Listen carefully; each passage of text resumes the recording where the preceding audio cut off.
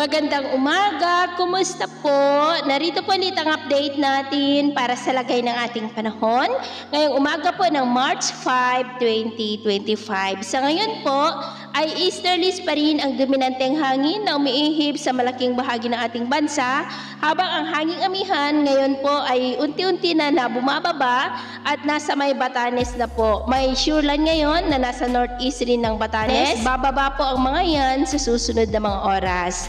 At sa ating long range forecast, consistent pa rin naman na walang bagyo na namamataan na tatawid po sa ating kalupaan for the next 2 weeks. At sa lagay ng ating panahon, ngayong madaling araw ay maayos pa rin ang panahon sa malaking bahagi ng bansa, pero may tsansa pa rin na mga cloudy skies with isolated rain sa ilang bahagi ng Batanes, Lobo sa may Batangas, Marinduque, Legazpi, Calapan, Palawan, southern part ng Samar, Leyte, Bohol, Cebu, Dinagat Island, Davao Oriental, Surigao del Sur, Zamboanga Peninsula at Sulu Archipelago. At mamaya po ay sisikat ang araw sa malaking bahagi nating bansa, mainit at maalinsangan ang panahon, pero may chance pa rin ng cloudy skies with isolated rain sa may Batanes, Sulu Archipelago, Zamboanga Peninsula at ilang bahagi ng Davao Oriental. At mamayang hapon, maayos pa rin ang panahon sa malaking bahagi nating bansa, mainit at maalinsangan, pero may chance pa rin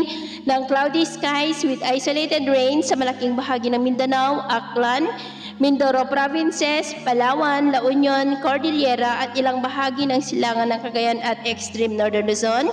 Kaya kung lalabas po tayo sa ating mga tahanan, ugaliin po natin ang magdala ng kahit anong panangga natin sa init ng araw, at protection na rin po sa mga biglaang buhos ng ulan, at magdala rin po ng tubig na inumin para po makaiwas tayo ng dehydration dahil po sa mainit na panahon. At sa atin naman pong mga baybayin, wala po tayong nakataas na anumang gale warning signals, pero ba yung pag-ingat lamang po kung papalaot tayo para po mas makaiwas sa mga sakunang pangkaragatan.